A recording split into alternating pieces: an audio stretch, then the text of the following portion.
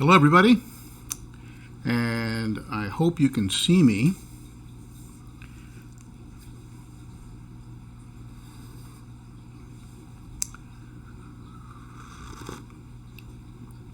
And wherever you are, I hope you're doing well. I hope you're safe. I hope you're healthy.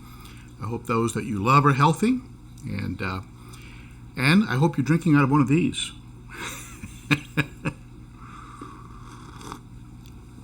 A shameless plug. So let's see here. Let's do a quick little sound check and see what's coming through.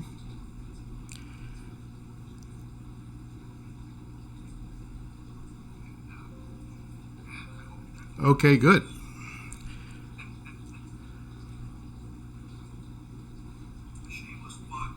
All right, good. Looks like the sound is coming through fine. Hope all of you are well, and I'm pleased to welcome those of you who are here, some of the early birds, and Clint's, hey Clint's, and James, hey James, Neil, hey Neil, Sean's Aquarium, Andy H, and Zen Ginger, hey Zen Ginger, the ever reliable Candy, hey Candy, good to have you here, and Daniel Barrett, all right, I'm seeing a lot of you on here. And I am using a new platform today. As those of you who have hung in there with me from the beginning know, I've worked through a lot of different platforms over time. And I'm thinking this one is going to be rock solid.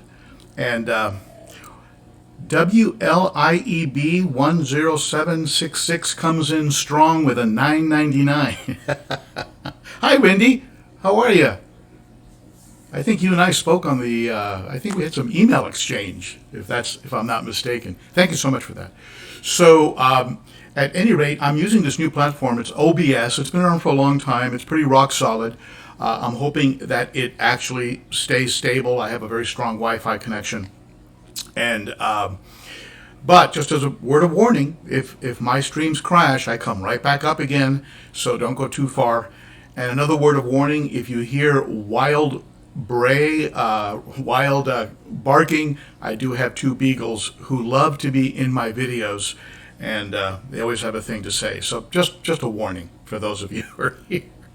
So at any rate, there's some nice features in this OBS. I'll show you one of them. But before I do that, let me go ahead and let's go ahead and do the usual shout outs. But let me show you one little feature that's kind of cool. Check this out.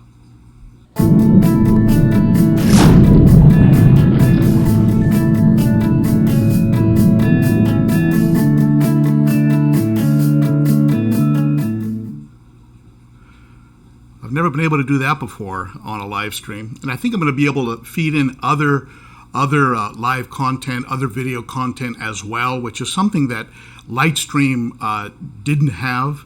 They didn't provide that, and I'm sure there's a lot of other software platforms out there that do that. And I'm learning this. I've just been watching tons of videos and trying to learn this. I mean, here I am, this 65-year-old trying to learn all this new language, new jargon, new technology, because I want to bring to you just a better experience, when you're watching these. And another thing that's kind of cool is I can actually see who's here and show it to you. Check this out. And so we can have, I can have my friends actually on the screen, and I can read some of the comments as we go. So I see some questions are popping up already. I am going to go ahead and take some of those up as we go along. But let me just show you this one little quick. There you go. There it is. See, I can see the comments, and the comments become part of the actual broadcast, which is kind of cool, if you can see them there. And Duke City Aquariums, good morning to you. All right.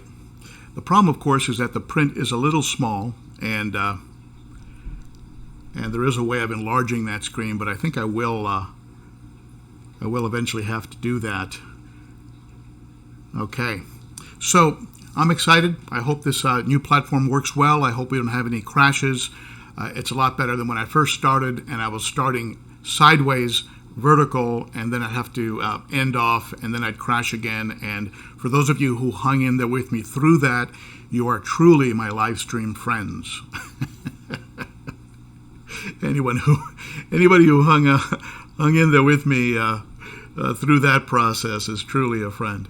So let's do some of the normal shout-outs. I just want to thank all of you that are on right now, of course, and those of you who are in faraway places. I notice I get a lot of traffic from Australia, believe it or not, Sweden, the places in the Orient, of course, and I get folks from Hong Kong and Gibraltar, and for those of you in faraway places, United Kingdom, I get a lot of folks from the UK. Welcome to all of you, actually, and a shout out to my wonderful moderators. I have the best moderators on YouTube: Candy, of course, Kevin, GP, and Denny. Wonderful moderators. They keep an eye on you, make sure that everybody's behaving. So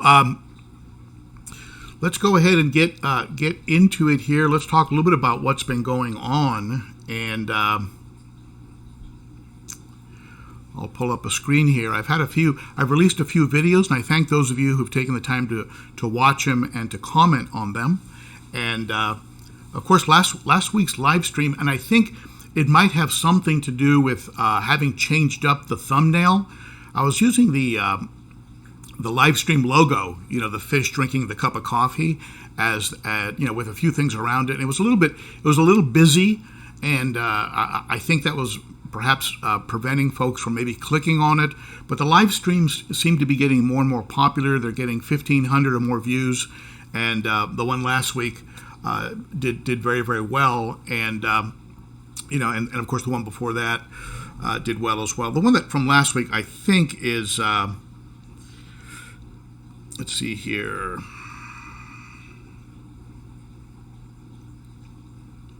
I can tell you exactly. It's at 1,700 views, so that's pretty good. That's pretty good for a live stream. A live stream that usually has about 100 people on it. So, they're taking on some momentum. That's good. And that I released a short video on algae, and on that Sunday, and it got an okay response. I didn't expect it. My Sunday videos are just usually something kind of light, and it got an okay response. I think it's up to 1,300 views, and it was just something that I thought was just kind of cool, because when I used to take the algae. I have an algae scrubber. I have a couple of them in the tank behind me here in the sump, and then I have one on the wall of the 100 acrylic. And what is an algae scrubber? What it does is it concentrates the growth of algae in your tank in one place by providing perfect lighting, the perfect light frequency, and also a lot of oxygen in one area. So it's the area that is most likely to produce algae.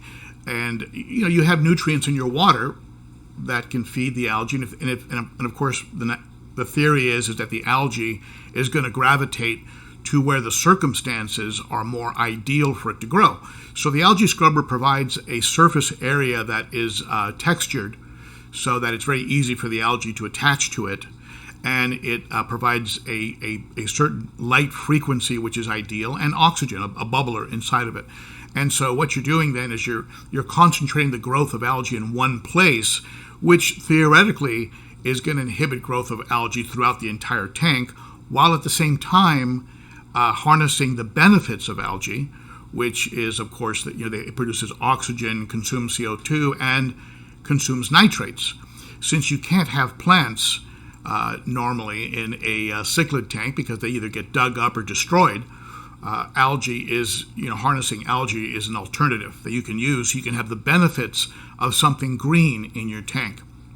So Santa Monica Filtration has sent me a few of these algae scrubbers. I've talked about them in numerous videos, in natural nitrate reduction videos, and they are, granted, they're a little costly. They're not cheap. They're built like battleships. They last for a very long time. But in all fairness, you can make one yourself. I know that Joey, the king of DIY, he has a video out from a while back on how to make your own algae scrubber. And so if the price is a little bit prohibitive, you can go that route as well. But it's a good thing. And what I do is I used to just pull it right out and give it a scrub down with a brush and then put it back in. You're supposed to do that so that it continues to grow new algae, because that's what's going to be consuming the most nitrates, releasing the most oxygen, blah, blah, blah. So what I do now is I go ahead and disconnect. I unstick it from the wall. It's on the wall with a magnet onto the light source, which is on the outside of the tank naturally. So I unstick it from the wall and I just let it sit there. And the fish who like to eat algae, right, like your Protomelis, which I have a few of them in there, and of course your plecos and clown loaches. Clown loaches apparently go nuts. It's like catnip for them, and they love that algae, so they go after it. So that's what that video was about. And I also did a video on Vincent. Vincent is. Vincent he's eating well. He's active. His fins are spread out. He looks, he has some characteristics that are okay, but now one of his eyes are clouded up, and and now I've started a round of general cure, and so he's very touch and go. He's a very weak. I think he's just a weak fish genetically. He just has a weak constitution. So. At any rate, that's the story with Vincent.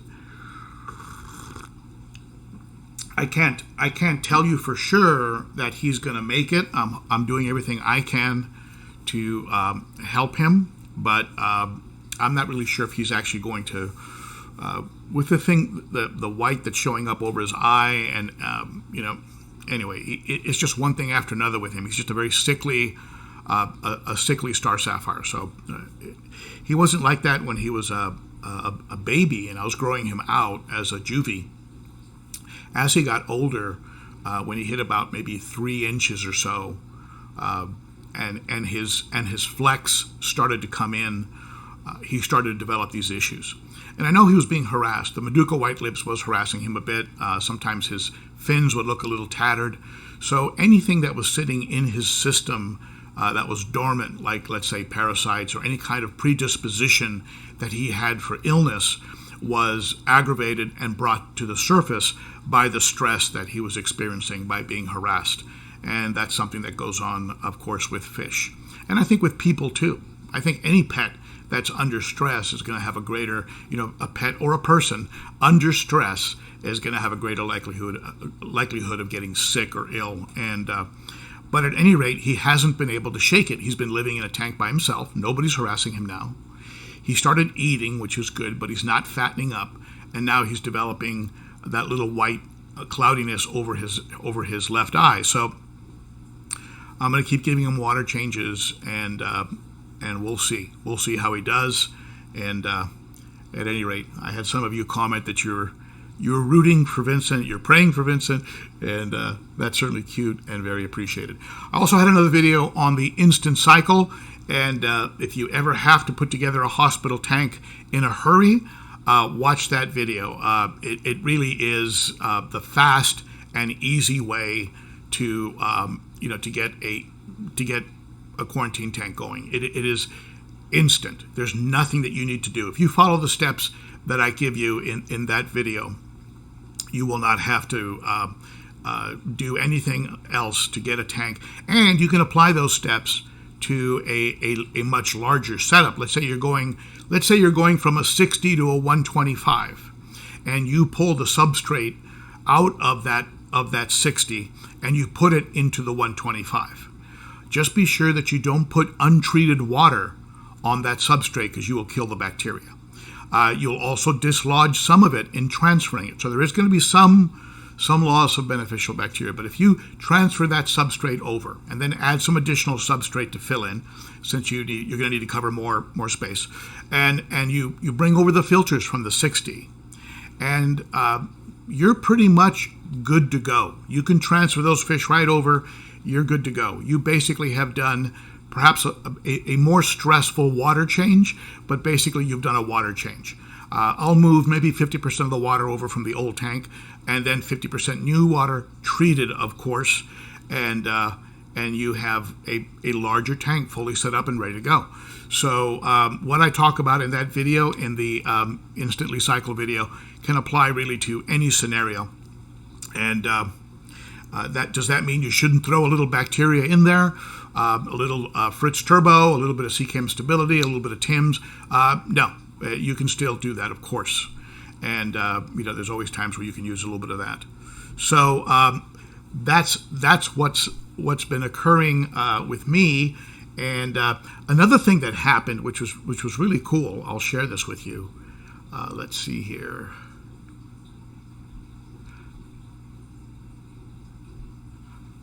There it is. I now have a store.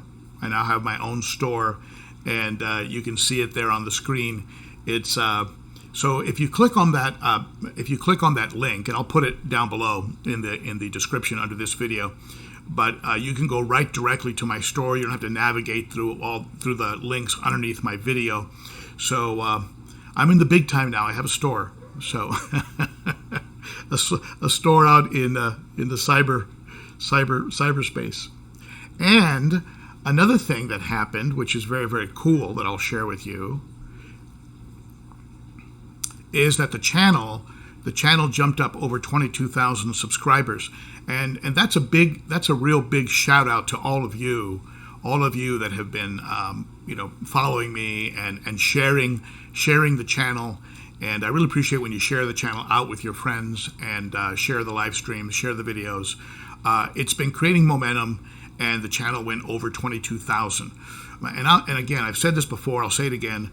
I threw a video out there because I just wanted to just share this little 30-gallon tank that I had a few years ago. A few people watched it. A few people got into a conversation with me, and I've just never looked back. It's just been so much fun, and that's because of you. You guys, you gals have made it so much fun, and it just keeps growing and taking on momentum. So I thank you for that. That's a big shout out to all of you who have subbed. And for those of you who are watching now who have not subbed, be sure to hit that bell and that sub button. 70% of my traffic at my channel is from unsubscribed viewers, which is good. I'm not complaining. I love that you come and watch the videos. But if you haven't, go ahead and hit that sub button and hit that bell. And what that does is it tells YouTube, hey, people are liking this, and they actually will put me in the ranking. They'll share my video more frequently. So anyway, so if you haven't done that, go ahead and do it. And I'm sure Candy and the other moderators will remind you a few times during the live stream. All right, so that was kind of cool. Went over 22,000. And let's see here. Let's talk a little bit about what's coming up. And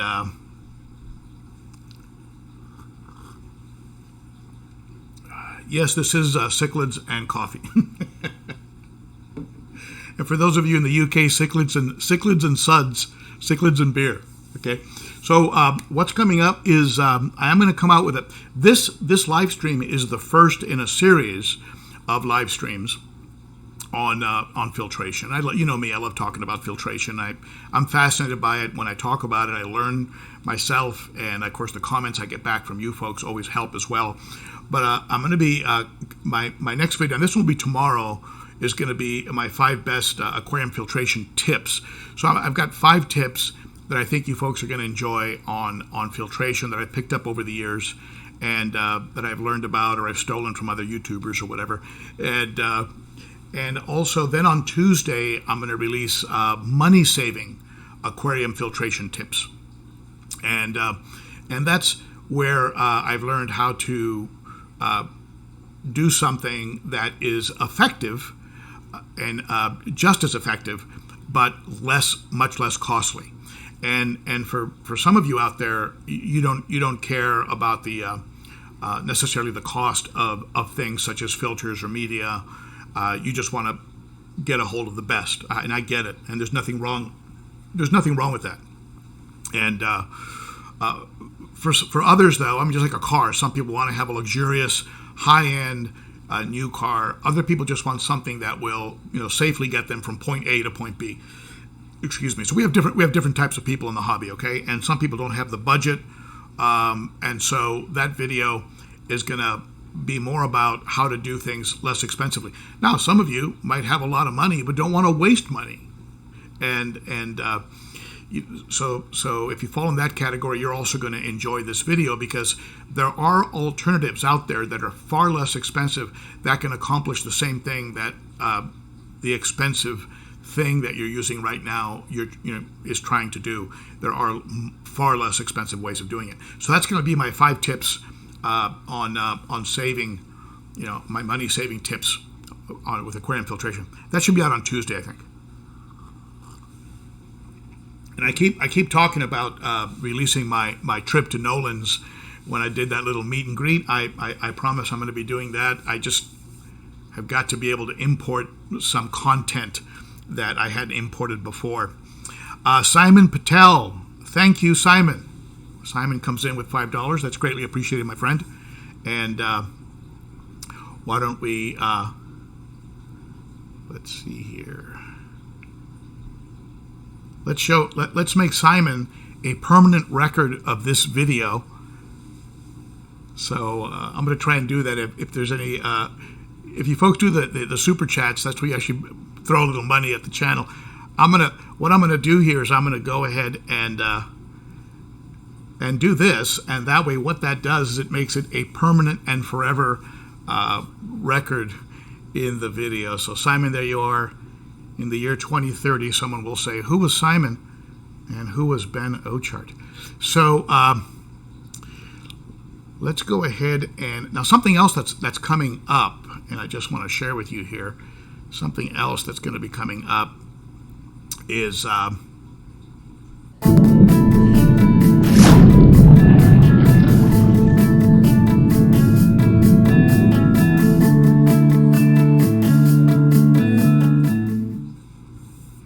didn't mean to hit that button, but it's still kind of cool, though, that it does that. Something else that's going to be coming up is I'm going to be using this. This is just a piece of PVC pipe, and I'm going to be raising the water level in the aquarium behind me. I've had a few folks who have mentioned to me that the aquarium water level looks low. Something about sumps, there's a combination between the amount of water that's being, the speed with which the water is being returned to the tank, and the way that the water moves from the tank from the tank back to the sump. So you have these balancing acts going on. You have the pump moving water up to the tank, then you have the water going into the overflow box, and then going down into the sump. And so somewhere in there, they find a balance, and that's the water level that you end up with. And so really, your water level is usually going to be as high as the bottom of the top teeth of that overflow box, right? So unless you have a pump that's pumping water really fast. And also what I have is a Durso, a thing called a Durso, which is quieting down the overflow box. It's a plumbing system that you make. You can make by hand, or you can order it. And Durso is you put it into the overflow box and it quiets it down. So that Durso is below the bottom of the teeth, the cutouts in the overflow box. So the overflow box has water that goes in and then down into the overflow box, and that's your water level. It's going to be at the bottom of those teeth, those cutouts in the overflow box. So I'm going to take the Durso and I'm going to make it higher. And what that's going to do, by using a PVC pipe like this, I'm going to add height to the Durso, and that's going to raise the water level in the tank so that people will not complain and say, hey, Ben, the tank behind you is a little bit low in water. Because what would happen is they could see up here, you could see the water. The water line is right there. It is right at the bottom of the canopy. So I'm going to go ahead and raise that water level just a little bit so you don't get that shimmer behind my head because the water level is too low. So that's coming up as well. So let's see here. let's see, let's get into, what do you say we get into today's topic before I get into your comments and the things you've been talking about on the chat, which I do want to get into. But I want to talk with you a little bit about canisters, and I'm going to go ahead and let's go ahead and shrink that thumbnail so that I have a little more room to work with. So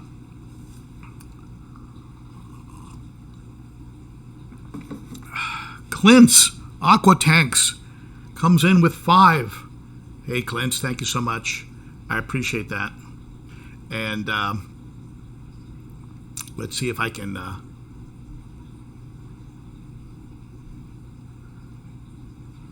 okay, Clint, you are a permanent record of this video forever. There you are on the screen. So thank you so much, my friend. I appreciate those super chats. Thanks for the work you put in, Ben. Also, thanks for the stickers now, just to find somewhere for them to go. All right. Well, enjoy those stickers, and thank you so much for that super chat. It's greatly appreciated when you folks do that. It's very appreciated. Okay, so let's get into today's topics, and I want to talk about canisters. Now, some of you have canisters, and you'll find, and I hope this helps you to sort of understand it maybe a little more. Some of you out there know more about canisters than I do, and I'd appreciate you to comment in the comments, as we go along, any tips that you might have. You know, one of the mottos, right? What's one of the mottos of this channel? We all learn from each other, right? So I definitely want to hear from you what you have to say about this. But I'm going to tell you what's worked for me. Now, first of all, let me give you some real basics. This is Canister 101. When you order a canister, or you go to buy a canister, be sure that you have measured the space that your canister is going to go in. Let me tell you why that is. You know how many times I hear from folks that I got my canister and when I set it up, it doesn't fit in my cabinet. Now, keep in mind, it's more than the height of the canister, right? It's going to be, I'll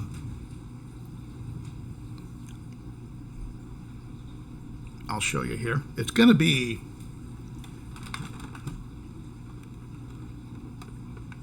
look at this beast I have here. This is called the SunSun 704B. And if you order this to put in your cabinet, you better have a lot of space. Look at the size of this monster.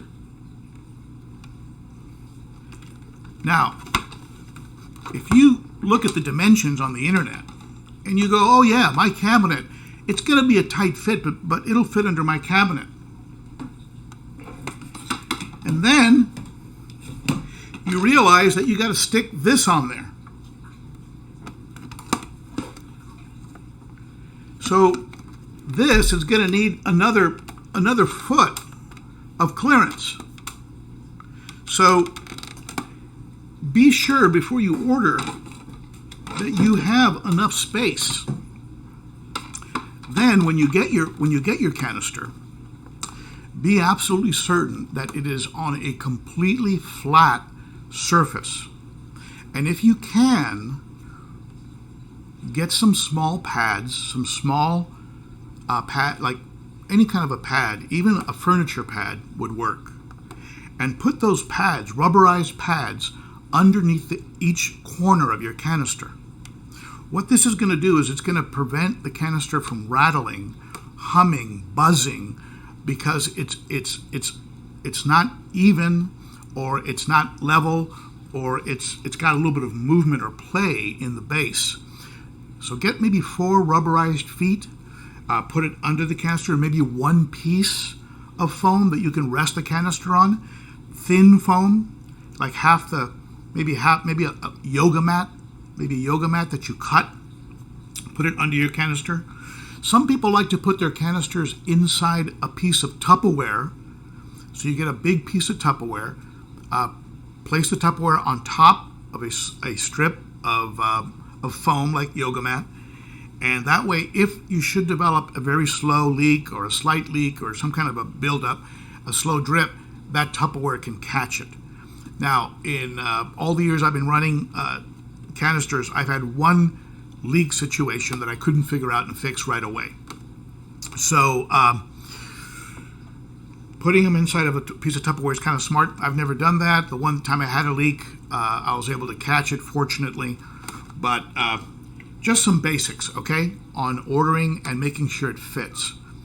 Once you know it fits and everything else, when you're setting these things up, don't leave. Can you hear my beagle in the background? When you cut these hoses, very often with Fluvels, with SunSuns, things of this nature, you're going to have to cut your own hoses. Don't leave a ton of extra hose. Cut the hose to the length that you want the water to travel with a little bit of play, so that if you need to move the canister from side to side, or you need to maybe pull it out to get to something else, you have enough hose to do that. But don't leave a lot of, I see pictures and video of folks' canisters, and they've got these loops going on in their hoses and stuff, and all that's doing is just it's just unnecessary, and it's creating a little bit of extra work, I think, for your motor. I mean, think about it. Your pump has to move that water, and some people say in a vacuum system, this is a vacuum, it's a vacuum locked sort of system. They say it's not that big of a deal, but the harder that pump has to work to get the water to the tank, and it's different from head pressure that you would get, for example, with a sump. But the harder it has to work, I think it's just going to put more wear and tear on things. Now, one other tip. When you cut your hoses, when you cut these hoses to attach them, be sure that your cuts are clean and absolutely straight, and that you've pushed the hoses in as far as they'll go. Absolutely as far as they'll go before you tighten these things down. And when you tighten them down, tighten them by hand. Do not use, some type of a pliers or wrench or something. These will crack. And the same thing with a Fluval. I mean, you don't turn that metal hoop, that brace. Don't turn that so much that you end up cracking the unit. So just go by hand until you feel that it's tight, and then that's enough. Then watch it. Run it for a while, watch it. I watch it, and I check it with a flashlight, a very powerful flashlight. I check, do I see any humidity building up? Do I see any small drips? If you see small drips right after you set this up, chances are you just need to tighten it just a little bit more. Maybe a 1/4 inch, maybe a half, just a little, 1/8 to a 1/4 of an inch. Give it a little bit more, just tighten it a little bit more, dry up the area, go away for a few minutes, come back, check it out with a flashlight again, and chances are that will handle it, okay? Now,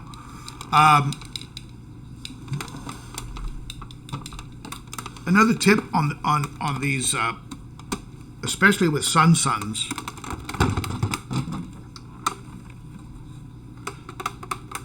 when you service these SunSuns, this one comes with a ultraviolet, a UV light that goes right here, but when you service these canisters, be sure that you clean out the impeller. Be sure that you open these up, and you should do this also with your Fluval or really any other canister. You pop this open, pull out the impeller, and give it a good cleaning, and then when you put it back in, be sure it's seated perfect and snapped into place. If you don't have this impeller seated correctly, and this device here, this cap completely in place, so it actually kind of snaps in place, you're going to get a rattle. You're actually going to hear a rattle. And you're going to start being one of those people that post on the internet about how SunSuns, how they rattle and make noise. And they don't, mine are all quiet. They rattle and make noise. If you haven't snapped this thing down, it will rattle and make noise. Okay, so be sure that this is really snapped down. And from time to time, get your O-rings. And you should do this with any canister, any system really that uses rubberized O-rings. And put a little bit of, I use a food grade silicone lubricant. And it's a food grade so that it's not going to harm your fish. And I use it, I'll take off this O-ring and I'll just give it a good rub and wipe down the excess and put it back on. And I use Husky food grade silicone lubricant.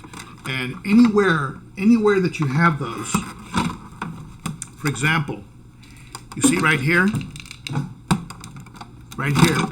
you have some too. A little bit of silicone, a little bit of food grade silicone. Anywhere that you have those, go ahead and do that, maybe every other or every third or fourth servicing, right? And that'll extend the life of those O-rings, because that's where you'll get issues with leaks. You'll have O-ring cracks or failures, okay? Now, one other tip that I want to share with you.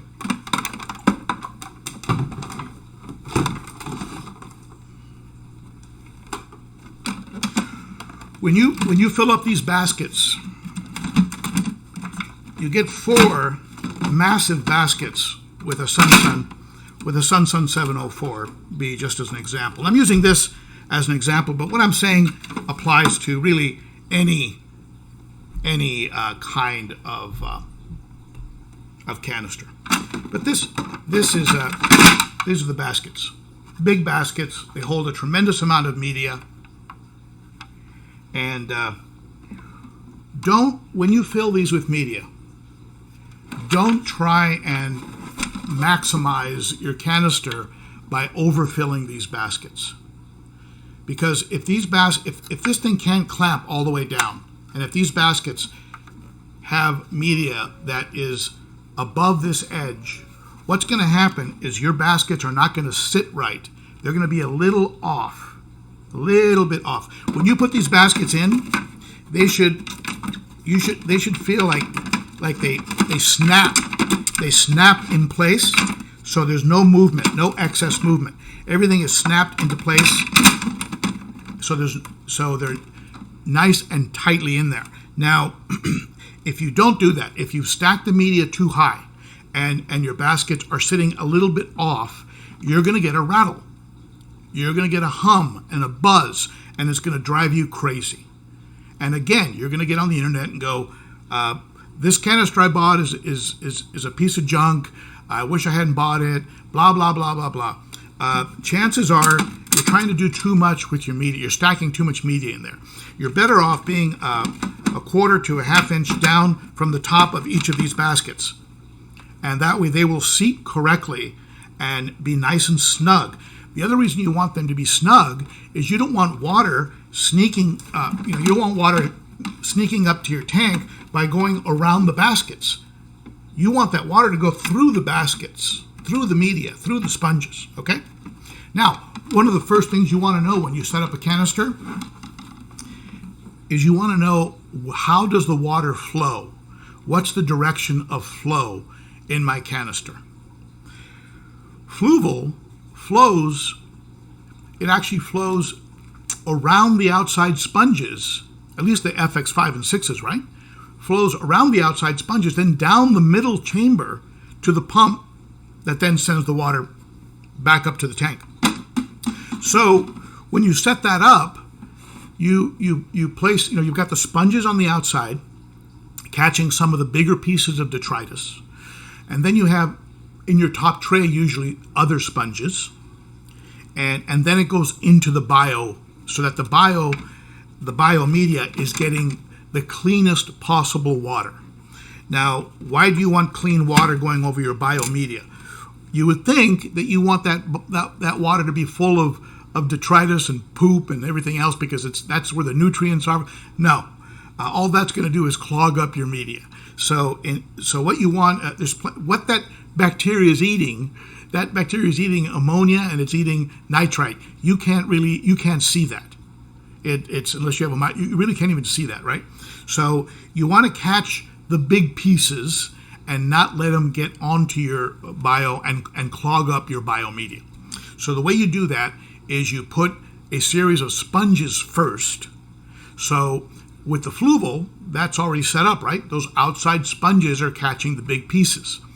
Then you have one set of sponges that comes down the middle, that catches, and then you go into your bio. If you're using chemical filtration, such as Purigen, right? ChemiPure, even charcoal. I usually will put that as the last place of contact before the water goes back to the tank.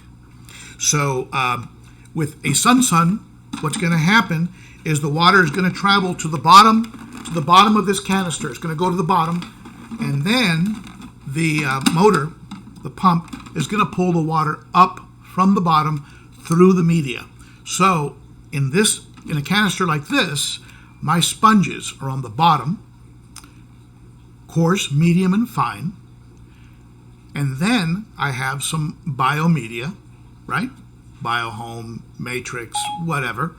And then I'll put some, maybe if I'm using chemical, I don't use chemical filtration now. All my tanks are clear and established, and I don't use chemical filtration. So, but I used to keep my Purigen. I didn't get that. Could you try again? Oops. Looks like Siri is listening. So, hold on one second. Isn't that funny?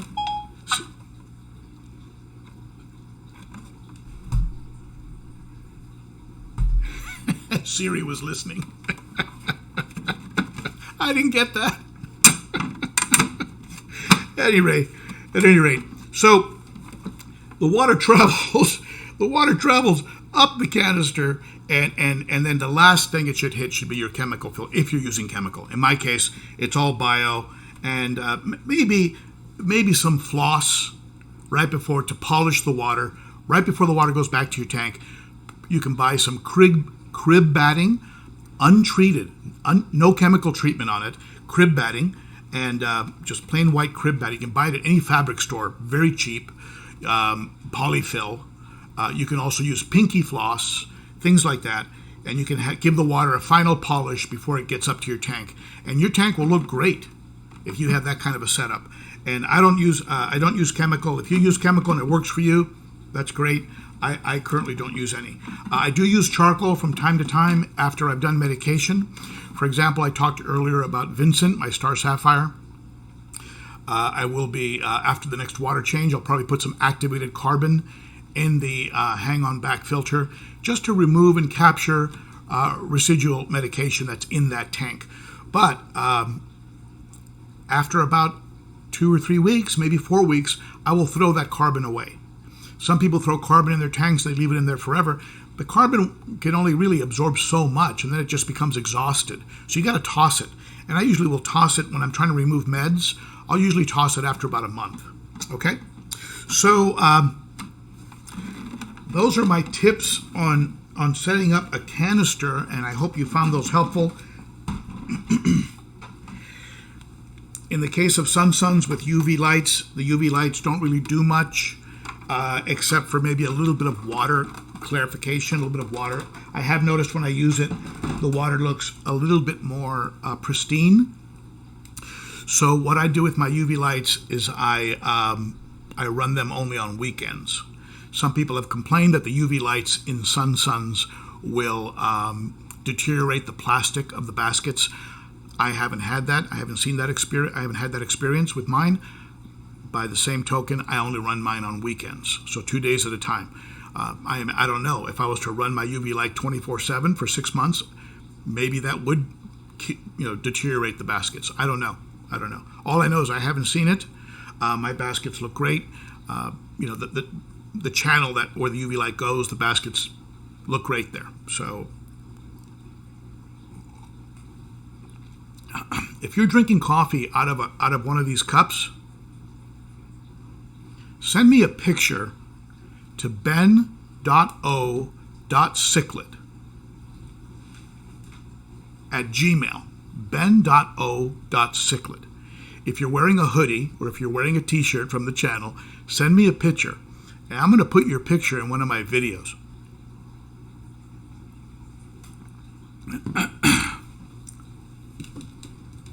All right.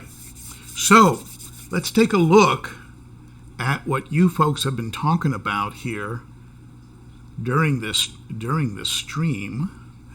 Let me see here.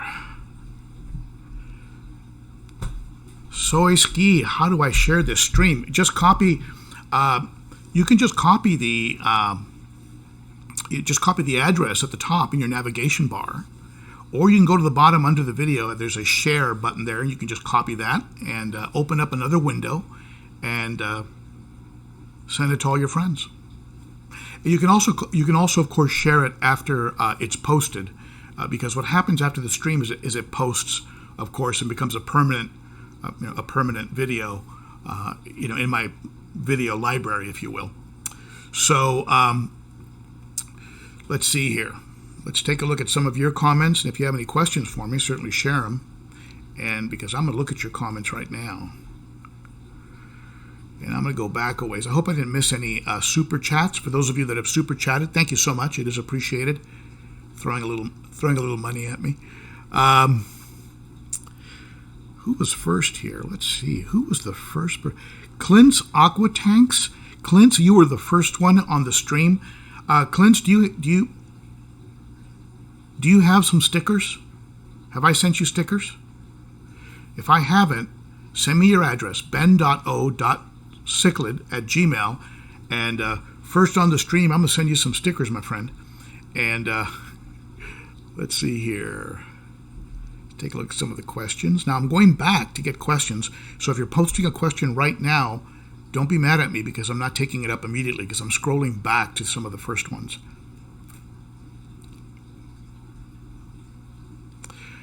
Let's see. I see 127 people on the stream. That's pretty good. Thank you, everybody. Let's see.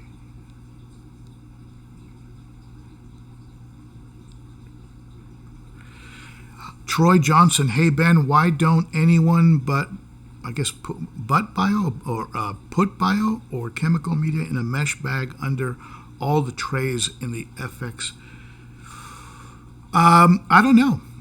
Maybe that would interrupt the way the FX6 is or 4 or 5 is designed. I know it has that sort of whirlpool at the bottom that flows everything to the motor, to that powerful pump it has. So I've never seen anybody do that.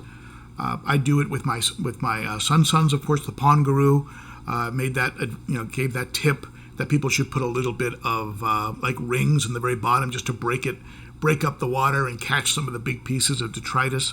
But yeah, I don't know. I do put media in mesh bags in the main baskets of my FX6. I have lava rock, not lava rock, but pumice, white garden pumice, which some people claim is the same as matrix, pond matrix. I have that in a mesh bag, and I also have an old school trick of crushed coral in my FX6 in a mesh bag, and that crushed coral is there to release calcium, magnesium into the water and help keep the water well mineralized to help keep a stable pH. I do use mesh bags. They're very easy. Just pull them out, dunk them in some tank water that you put into a bucket, and then put them back into the filter. And so it cleans off some of the surface gunk that can build up on your bio media. And also the mesh bag itself can get clogged. If you've noticed, using mesh bags, the outside of the bag can become clogged, which would make anything inside of it, of course, worthless. So let's see here. Let's take up some more of these.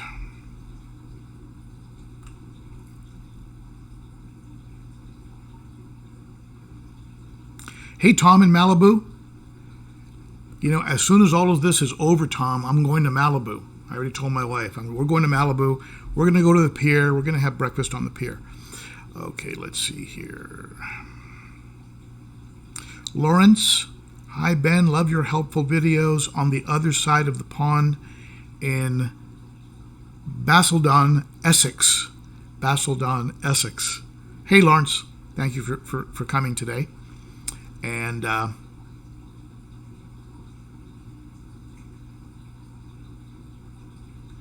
Steve Weber, I'm seeing a slight film on the surface of my 220 Peacock tank. You've got something that's obviously releasing something. Could be a piece of decor that was put in there. It could be a variety of things. It could have been something in the water that you added to the tank. Some people use what are called skimmers, And some filters come with skimmers that skim the surface. You can also you can use something like Purigen. Purigen could work. Chemipure, things like that might help to clarify that. Charcoal might help. If your fish are looking good, I wouldn't worry too much about it. You could also just get a power head and have the power head pointing up, so it sort of breaks it up and gets it to float around, and then the filters will take care of it.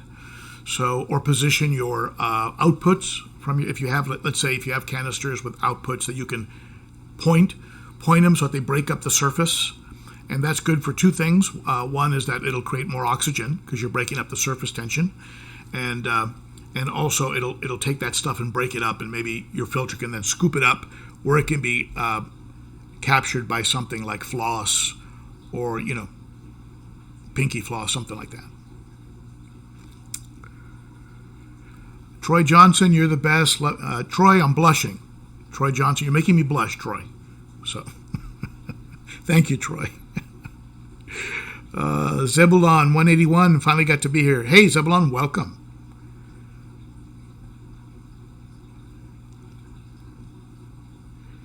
Let's see here.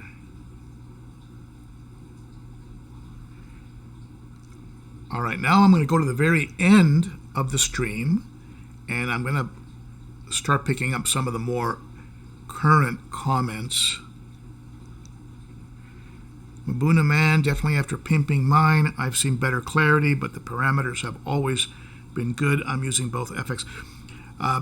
The Pond Guru started a whole series of pimp my filter videos. I even put one out just sort of as a shout out to him, and great advice. And he has them on just about every conceivable type of filter.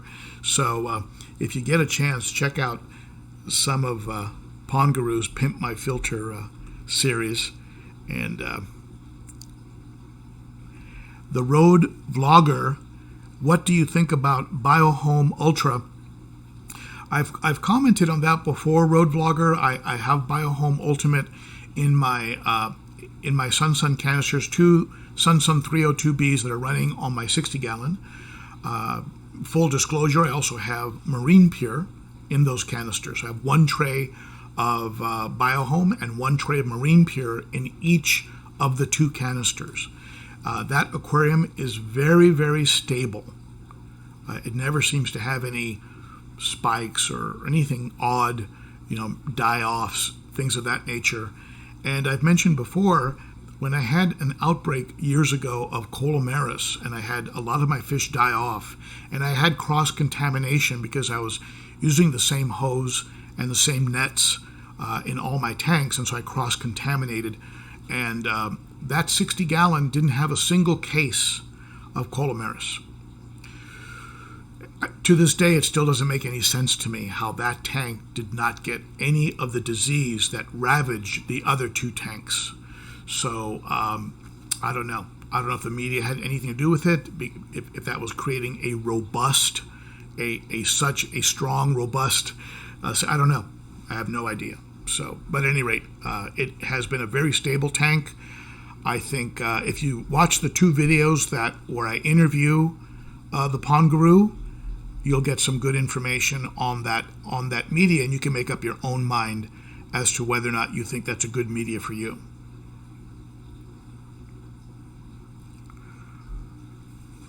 Let's see here. Ultimate Fish Keeping. Hello, sir.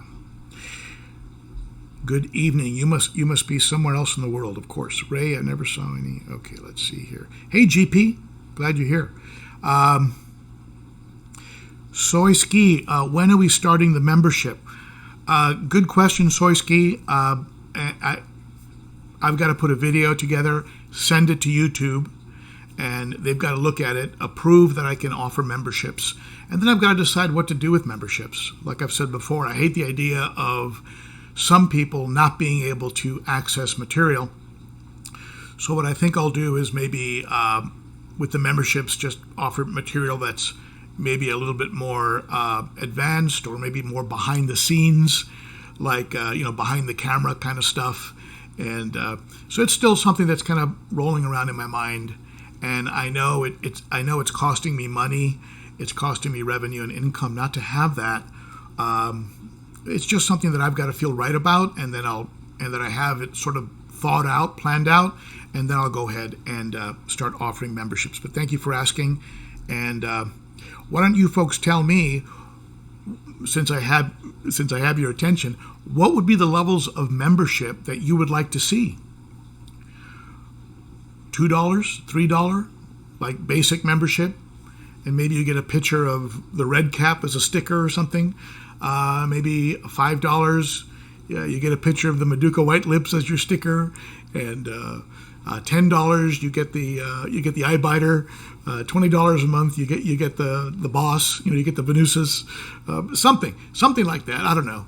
What do you think would be levels of membership, and what would be the advantage that I could give you that you would find valuable and would appreciate, that would be good for that level of membership?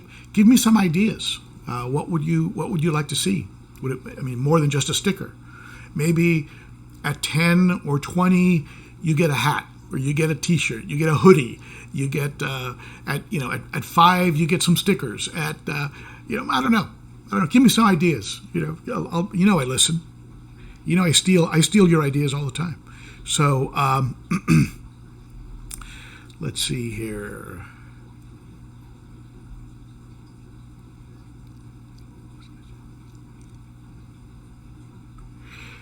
The Cichlids Shack. What the heck is this flip the switch challenge? I got a text this morning. From IFG, from Evan Alexander, and he said that some challenge that he had been part of or started or something, that I had been called out by Paul, the inventory king. I really don't even know anything about this challenge, and I guess people have a lot of time on their hands right now, and they're. The other day, someone asked me to, for 20 days, post the cover of a record that influenced me at some point in my life, and for 20 days I've got to post this, and each time call somebody else out. And anyway, you folks remember chain letters? Send this letter to 20 people, and something good's going to happen to you, and if you don't, you're going to die a horrible death, and so you better start writing these letters. I never did chain letters. Okay. L Flowers 1 stars. Ben, your fish are beautiful. Love those blue. Thank you, L Flower. And good news that this. Where is he? This guy made a little bit of a comeback. He was on. I think he was on death's doorstep. My Johnson.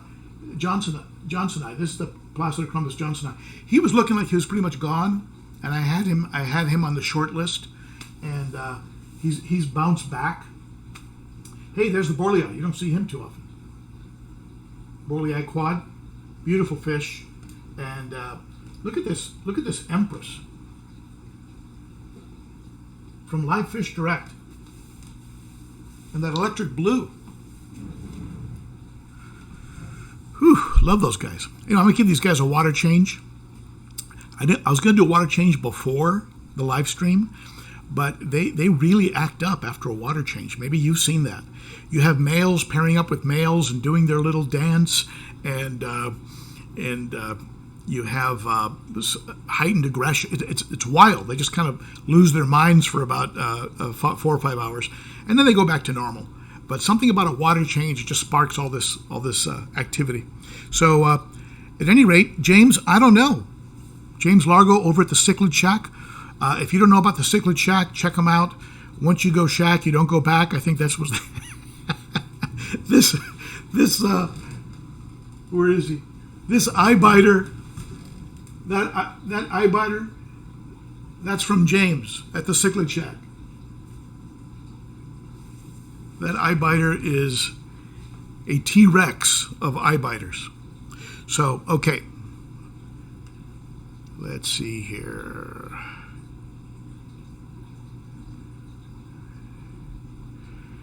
Check out more questions.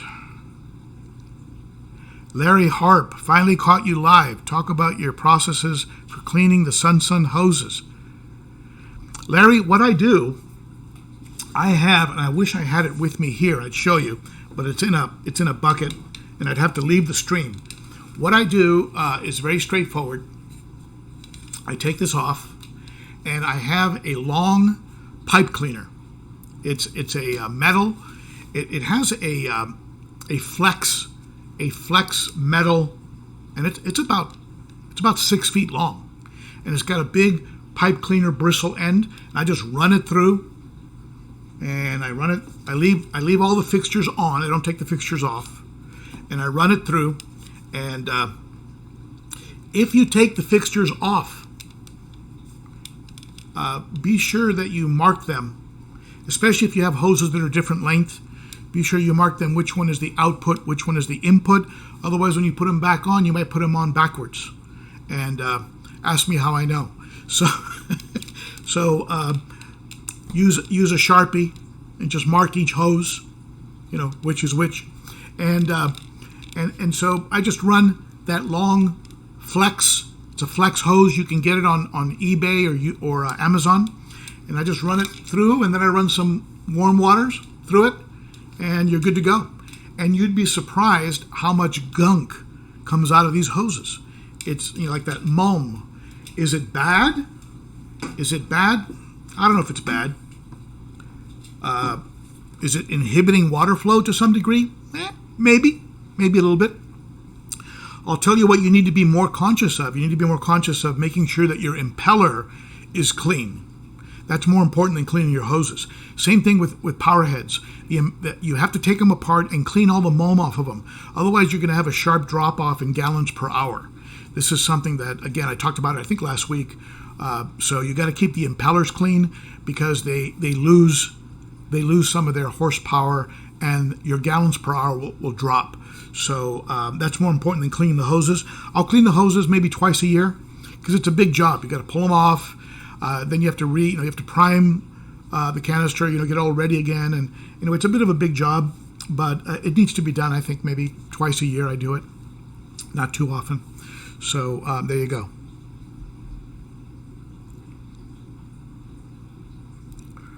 Let's see some more of your comments. This is the funnest part of the live stream. I love reading what you have to say. I also love reading the comments under the videos after I post them.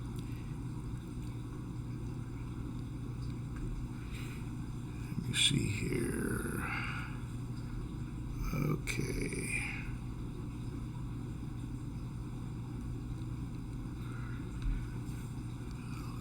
Okay. So if you have any questions for me, go ahead and ask them now. Since we are on the hour, I'll take up a few of your last questions before we end off. Ahmed Yasser, sorry had to get off for a bit playing with my daughter and watching. That is a priority, my friend. They grow up very quick. I have 4 that it seems like I brought them home yesterday, and they are all adults.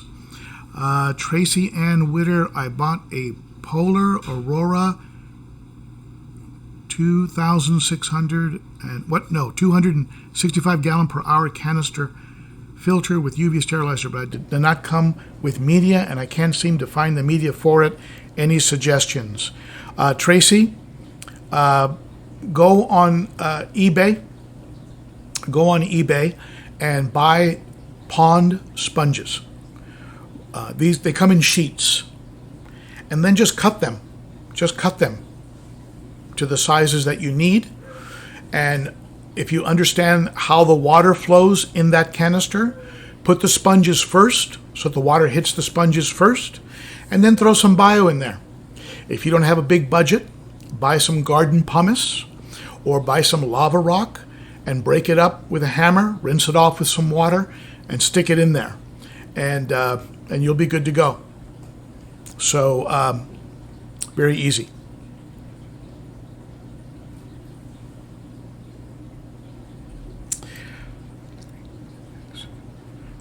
How often, this is Shannon. I'm sorry if I'm butchering up that name, Shannon. How often would you clean a FX6 on a 75 gallon with 2 Oscars in it? Is that the only filter that you're running on there? And, it's hard to say on these things. And I have a video that talks about it. What you do is you dial it in. I don't know how much you're feeding those Oscars, so I don't know how much waste they're producing. So what you do is you open up that canister after a month and take a look at it. Does it look good? Then close it up, let it go another month, and then open it up again. If it still looks good, close it up, go another month. Eventually, you're going to get to a point where you're going to open it up and it's going to look, this looks a little bit dingy.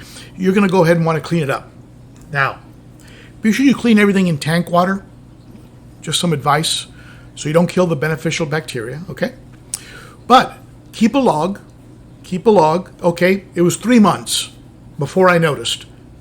Now, if you change your feeding schedule, if you take one of the Oscars out, if you add more fish, that's going to change. But if things are relatively the same, then you know that it's 3 months apart. So you can dial it in by taking a peek inside the filter from time to time. So, and it's different with everybody. Because everybody feeds different. Maybe you're feeding frozen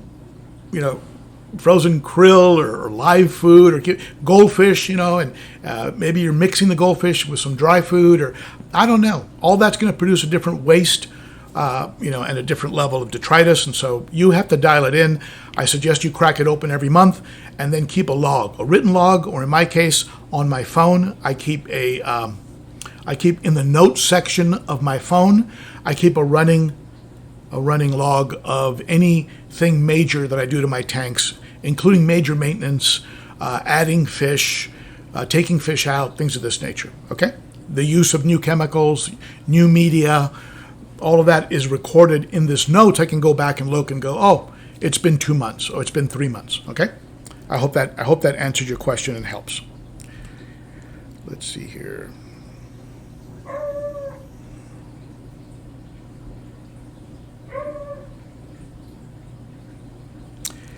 KG Cichlids, a FX6 is more than enough for a 75. Yeah, I have, Kevin, I have an FX6. That's the only filter, and it goes contrary to my normal philosophy, which is to have redundancy. I like to have more than one filter on every tank because that way one is running while I service the other one. And if one fails, the other one can handle the load while I replace it or fix it. So it's kind of a little bit contrary to my normal philosophy, but I only have one FX6 running on the 100. I do have that 704B as a backup that I showed you I showed you today. So if it does crash on me like it did once, when I had a leak in the purge valve, and then I had a leak in the output valve. So I had to replace those. And while those replacement parts were coming, I had a 704B running. So at any rate, it could definitely handle a 75 gallon for sure. So I'll tell you what, folks, we're up to an hour, and as much as I'd like to spend all day with you, I would like to, I need to end off to go and do some things, and you need to go and continue to be sheltered in place. What's sheltered in place? If it's the year 2030 and you're watching this video and you're thinking, sheltered in place, what is he talking about? We're experiencing a coronavirus, as President Bush used to say, pandemic. We've gone a pandemic. And so we're all sheltered, safe, and in place. So thank you, everybody, for watching. Thank you to those of you who super chatted. You are greatly appreciated for supporting the channel that way. Thank you to those of you who have purchased merch from my store. And be sure to send me a picture to ben.o.cichlid, either drinking out of the mug or wearing a t-shirt or a hoodie. I'm going to include it in my video just to give you a shout out. Thank you to my wonderful moderators. Okay, GP, Kevin, Denny, and of course the wonderful Candy. You guys are the best. And those of you on the stream, you're the best. You rock. I really appreciate you. Bye-bye.